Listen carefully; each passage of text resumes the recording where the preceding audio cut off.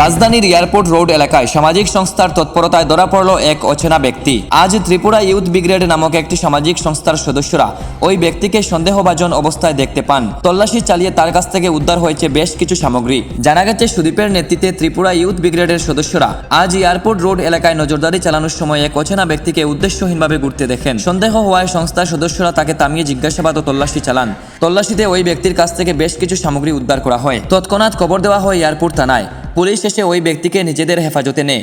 বর্তমানে পুলিশ বিষয়টি গুরুত্ব সহকারে তদন্ত করে দেখছে। সুদীপ বলেন, আমরা সমাজকে সুরক্ষিত রাখতে দায়বদ্ধ। আজ এই অচেনা ব্যক্তিকে সন্দেহভাজন অবস্থায় দেখে আমাদের সদস্যরা তাকে আটক করে এবং পুলিশের হাতে তুলে দেয়। আমরা চাই আমাদের এলাকা নিরাপদ থাকুক।